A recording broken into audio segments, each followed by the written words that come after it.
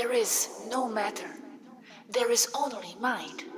Hard matter is only an illusion created by the manifestation of an intention of a creative consciousness. Any primordial subatomic particle that in turn will form progressively more complex structures is just a node of a standing wave that comes from the harmonic of a frequency. This harmonic is generated by the attention or concentration point of the attention of the consciousness. From the most minute and simple to the largest and most complex, everything is the product of a great consciousness that, fragmented in a holographic way, manages to have a point of attention in everything.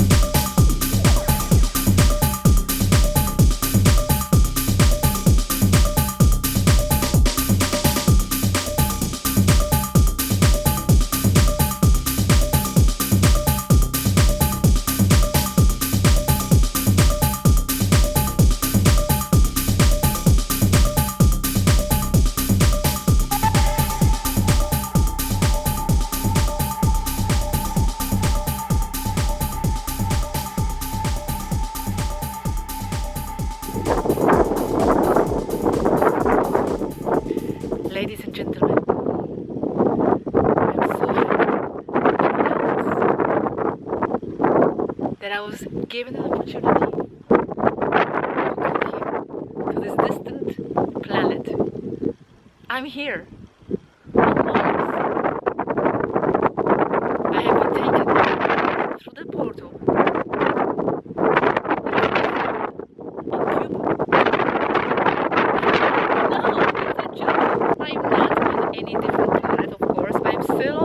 This is Lanzarote, Canary Islands. It's amazing. If you want to experience what it's like to be on a distant planet and inhabit it, then you definitely have to come here. It's beyond imagination. It feels like you are really on Jupiter or something else, on the moon at least. I will take this opportunity and make a short video. I have some little bits of information, a lot more videos to come, very serious videos, but sometimes I will throw in these curious videos like this, because of course we are all curious what it's like in 5D and what are they like and what it will be like once we ascend. We should do these little things. The beginning of my interaction with Faroe Islands, I was expressing how amazing and incredible it seems to me that this communication is taking place. I just couldn't believe it, and I'm sitting there in my room and I'm talking to them in the orbit. It just seemed so... I'm sorry, I hurt myself and I hurt myself. There are rocks everywhere, you have to be very careful.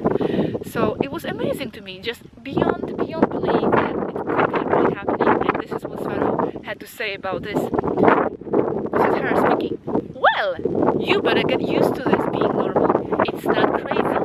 Thinking this cannot be done. This is what's crazy. It's happening. You get what you ask for when you ask it consistently and energetically. And are you sure you would really want to? And if just saying her words. So two things here. When you ask for something, when you ask for this kind of communication, and it's kind of communication and experience strongly enough, energetically enough, as she explained, it will happen one way or the other. Just be patient. And another thing, this is just fun way of saying it. I hear people around. They are coming from. There's no one around me. I'm sorry, I don't want to be interrupted. Her saying, are you sure you would really want to live only unbelievable things and events? True. I definitely wouldn't. I never have. I never wanted that. And then I explained to her how year after year, me and Robert, we have been going as some sort of ritual to the mountain near Barcelona, where we spend all night just meditating, not sleeping, waiting for some kind of communication, calling them, waiting for them to think, looking at the stars. We went there 6 times already. Every year we go there. And she asked, have you seen anything? And I said, no, I've never seen anything. I've never really seen nothing. Once, but that's another story. And then she asked me, but do you see UFOs at night during astral travel or when you dream? And by the way, UFO, that's a funny term for me. But going back to UFOs in dreams, I actually do have a lot of UFOs in my dreams. So I told her, yes, I do. I dream about UFOs. And she says, that's probably why you haven't seen one in waking time. It kind of blocks it. We've seen it. We don't really know why. It's not logical, but we've heard that before. We are trying to understand why. We don't believe in coincidences, but things happen consistently. So she doesn't know why. At that moment, she didn't know why. But this happens when people see UFOs in their dreams. It seems like it's blocking UFO sightings in real life. Although I always have this resistance to call this real life, because how do we know? How can we say this is real and a dream is not? It's just terms, just labels to put on different types of experiences, but they are all real and all unreal at the same time. Speaking about unreal and real things, I don't know why, but all this seems unreal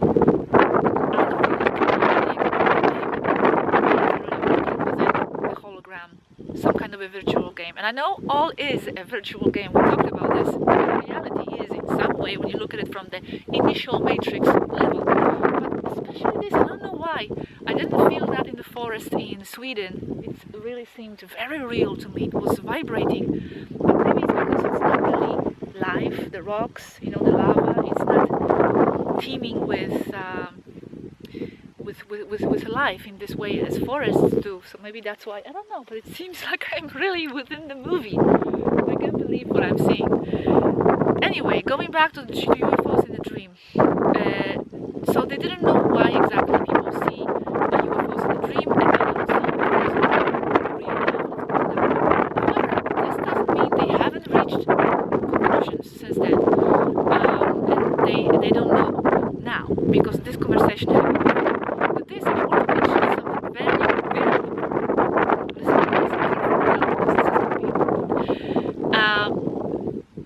they are the kind of race that is in constant evolution. They are explorers. They are discoverers. They are understanders of things.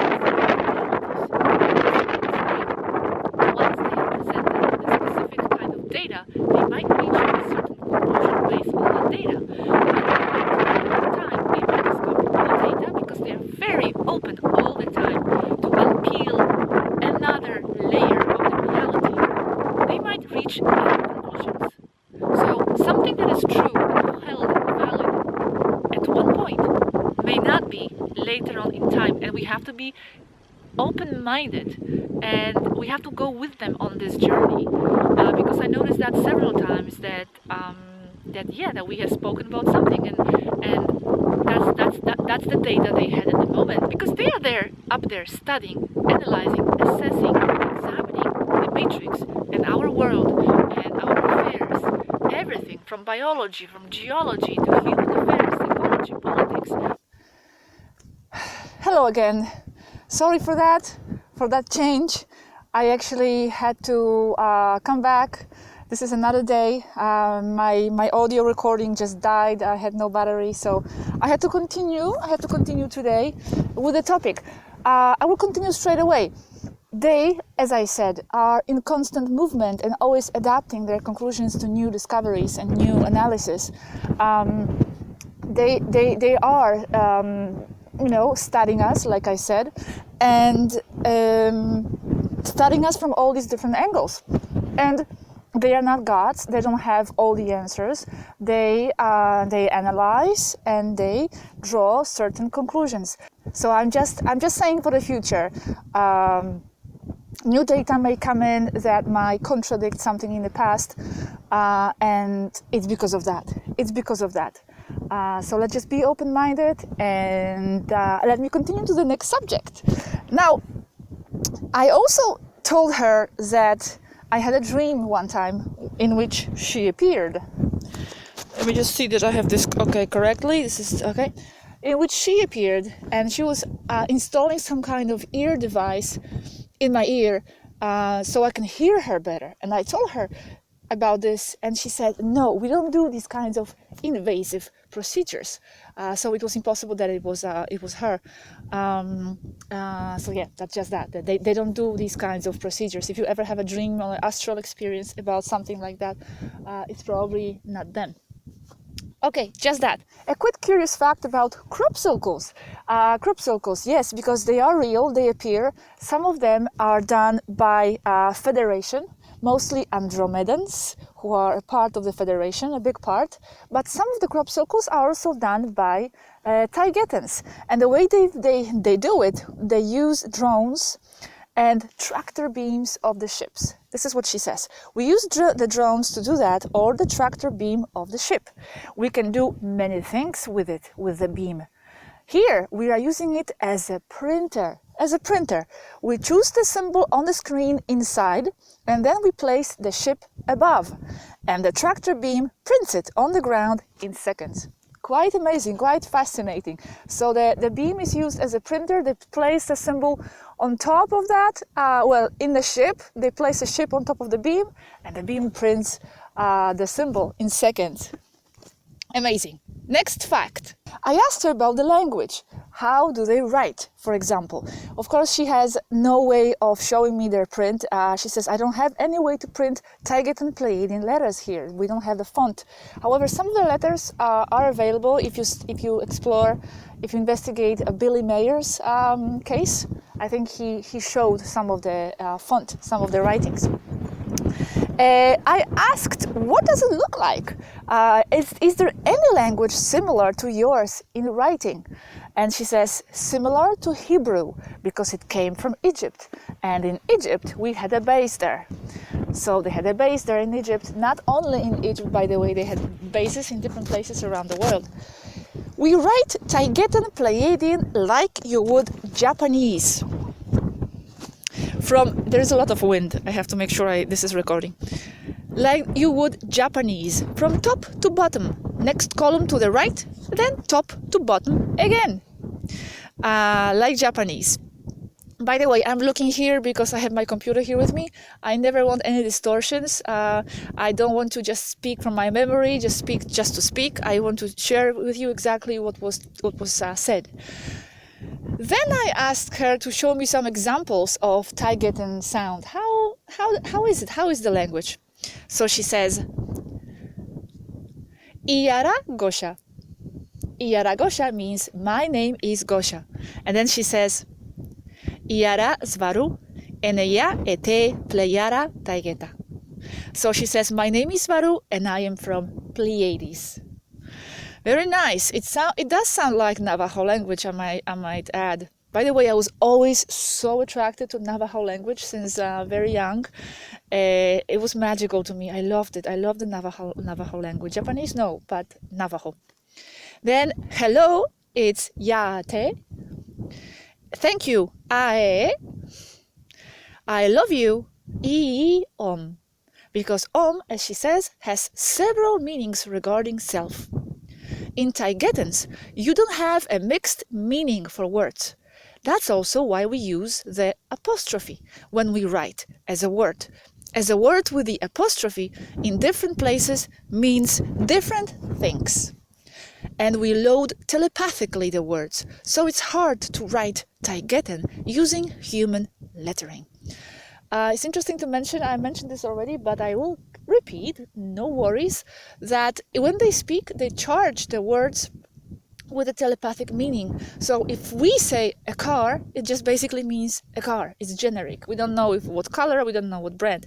But when they say a car, it's loaded with all the information around it, so they automatically know what brand, what color, what year it was produced, etc. So that's why it's so hard for them to communicate with our words, because it's so slow. They have to explain everything. They can charge the words with a telepathic meaning.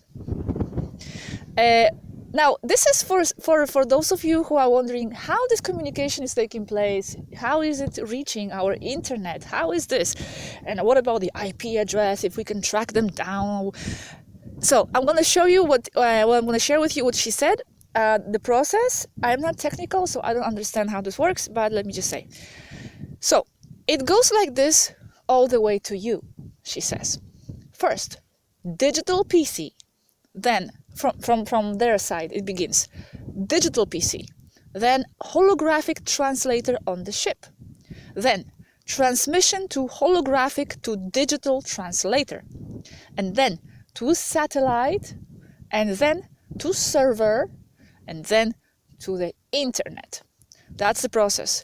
Just for the smarty pants out there, well, I am not trying to put anybody down, but people were asking, what about the IP address? Can you track them down? No, because this is just a part of the process. This is where the server is, but then it goes to the satellites, and then it goes to holographic translators, and so on and so forth. So that's the process. Last year in September, we had a Ufology World Congress here in Barcelona. So we talked about the congresses, the UFO congresses, and what they actually mean to the extraterrestrials. Apparently, the UFO congresses are a magnet for different extraterrestrial races from both sides. They are attracted to these events. They do come in, but they blend in. It's not possible to just recognize them. It's not obvious that it's them. So they know how to blend in. There's also a big UFO activity, usually around UFO congresses, visible and not visible. Then I asked her, why? Why do they come? What's the purpose of them coming to the Congress? And she says, keeping an eye on things that happen there that are unseen. There will also be a lot of intelligence agency agents, some of them also reptilian. They also pass along information hand to hand to avoid technological detection. So it is usually a soup of things and events. Not everything going on there is conventional. A lot of ET to ET interaction takes place right there under the human people's noses. The reptilians and the negative ones love that, to be so explicit and open, and yet no one notices them. The reptilians love these kinds of things. They like to just throw things under our nose, and play and go unnoticed, like they do, with all these Illuminati symbols, all these things just right there for us to see, but we don't know what they mean. We don't know anything, so it goes unnoticed, and they are having fun with that. Now I asked if reptilians shapeshift, because when they come, how do they come? Do they shapeshift? She says yes, they do have those powers, but this is mainly technological, mind control mostly. That is, remove all the romantic strangeness about the shape-shifting. It's mostly technology. I also asked her how, when they come, do they come in their intact 5D form, or how is it? So she says, yes, they do have their self intact because they use technological devices that maintain the frequency enough. It's harnessed in the utility belt. They are complete ET walking there. Few can nowadays, only those highly trained ones. Essentially, they will also be taking care of the humans. They can appear coming out of the ladies' room, for example, or the gentleman's room, when no one remembers them going in, for example, and mostly in daylight, because at night it's more difficult to cloak the beam. It may be visible. So from this I understand they are coming using this tractor beam. So the tractor beam, as I see, is used for many different purposes. But there is just another way they can come in. As you know, there exists an immersion program. So they can also use the immersion program to appear in those events. They go into the immersion with the virtual reality computer, and there they drive a mechanical. They look like people but are synthetic avatars. It's like remote driving a Terminator machine. If destroyed, nothing happens to the driver. Quite amazing stuff. So yeah, if you like going to the congresses, be aware that there is a lot of ET interaction there and a lot of events. I remember we went there and we were so looking around.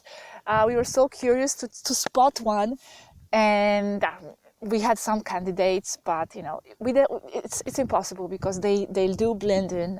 It's not really easy to know who is who. I also asked about Faroe Islands. I know this updates video is like a random curious facts video. But yes, 1 year ago and a half I went to the Faroe Islands. I was very drawn to go there. I went there by myself. It's beautiful. It's a Nordic country. I loved it. And I asked Swaruu if she has any data, any information about this place. So she says, yes, I do. It's a strategic spot, hot spaceship spot, like Montserrat in Spain. A lot of non-terrestrial traffic there. It's a rendezvous point for many races. From there, they break up in teams and go about their business all over Europe. Regroup there and then go home. Used by Engans, Pleiadian Engans too, as they like Nordic areas. The Engans, as I told you before, they are space Vikings from the star Electra. They are the ones who seeded the Nordic culture. The Vikings culture. Never defeated in the battle, so she says. However, so they are warriors. Please remove all the ideas about the Pleiadians that they are so love and light and fairy-like. Not true at all. Maybe some races are like that, but the Taygetans and Engans, from what I see, they are not like that. Never defeated in the battle, however, they still have protective energy, especially over Taygetans. Now I have to share with you just this one sentence, something she mentioned when we were speaking about suffering and why we come here on Earth, why we volunteer to come here into this 3D experience full of suffering and misery. It's like, why? It's impossible that we come here voluntarily, because she always states the point, yes, you do. Every soul comes in here because they chose to, one way or another. Maybe some of them manipulated, but still the decision falls on you. The responsibility is yours to come in here. The soul knows what it wants and decides things for itself. So, and she gave me an example here. She says, going into the 3D incarnation is like when you go to the movies to see a horror film. Why do you go to the horror movie and want and wish to be scared and sit there in misery and just be afraid? She says, but you dare go because you know that after 2 hours you will walk out of the theater. So this is a comparison of what this life is about. Of course, this is a step further because here we are not aware mostly that we are in the movie. And at least the majority of people don't know they are in the movie. So I understand it's a step deeper. However, now we do know.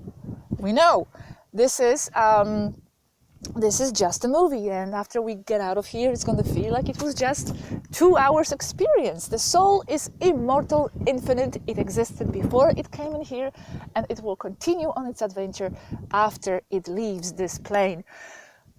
So nothing to worry about, okay? I know I may sound fluffy, and I know some of you are suffering.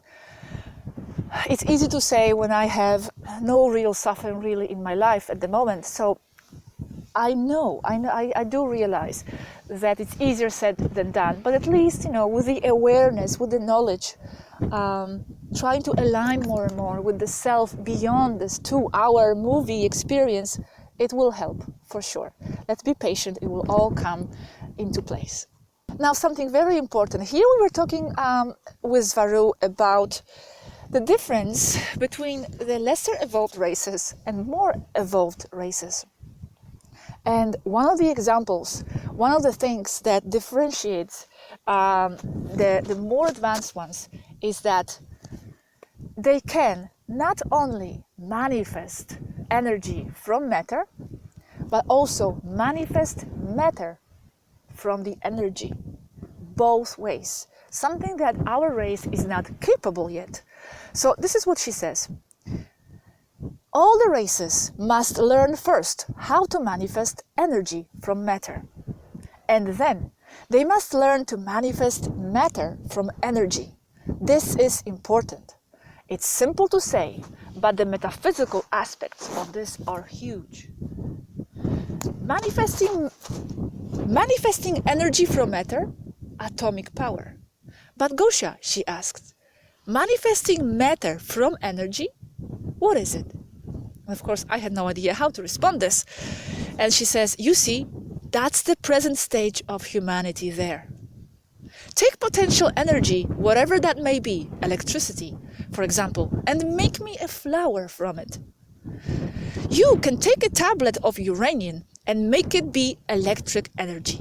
But now, take that electric energy and turn it into uranium again. See the problem? And these are examples only of the lesser evolved race and the more evolved race. It means to be able to manifest things from nearly nothing using pure conscious intent. Very interesting. We definitely can't do that at the moment as a race, to manifest matter just from anything. And to finish off, I would like just to mention something about Swaruu and about 5D existence in general. The Taygetans are generally very happy people. However, let's not forget that they continue to be biological beings. They continue to be physical beings. They continue to have emotions. They're actually quite emotional. Some races say they are very, very too emotional, maybe perhaps even. And they also have nostalgias, because one time I was speaking with Swaruu about how sometimes I feel a bit lonely here inside, and we were talking about that. And apparently, so does Swaruu. She also feels loneliness inside and yearning for some kind of unidentifiable home existence, and which surprised me actually, because I thought, what I mean, I thought this was it. The 5D was our home, and I thought that my yearning for home, that's 5D home, 5D existence. And she says no, not necessarily. We might still be yearning for higher D existence. They do. Well, not all of them. Swaruu especially does, because she's from 7D, as she perceives herself. So they still have the yearnings and, those feelings. Because we are multidimensional beings. We don't belong just to one specific D. Just because 5D is closer to the source and is purer in many ways, it's not artificially imposed, it still doesn't mean they don't have these feelings. So let's remove all these ideas that it's some kind of a fantasy realm when everything is perfect, where everything is just pure love and light. It's just not the case. In the 7D, this is where in 5D, they are closer to integrating everything as part of themselves, because that's part of the holographic thinking and of wholeness.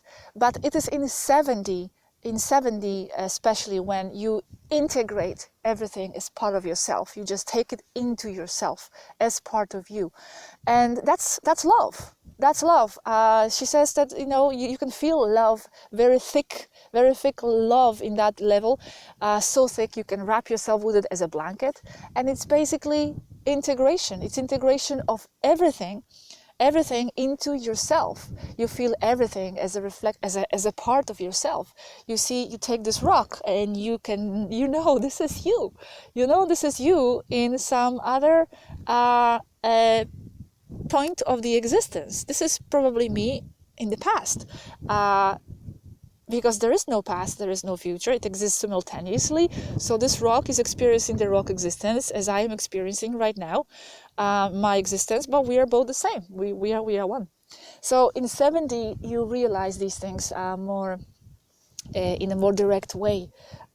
Here it's still we are touching on the surface of that feeling, but it still remains in a intellectual concept level for many of us. But in 7D is where we really feel one with everything in part, and we integrate everything into ourselves. And as she says, the identity in the 7D is not really lost. It's not really lost. It's just expanded.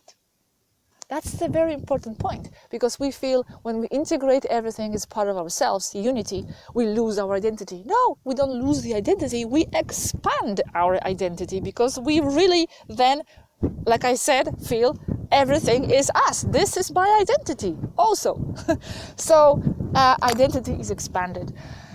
Thank you so much for watching this unusual video. However, I would like to think that these kinds of videos are usual, and my kitchen ones would be unusual ones. I would prefer to do more of these videos in nature. Thank you so much, and I'm going to see you in the next video. A lot more to come. So I hope you stay with me. Thank you, and bye bye.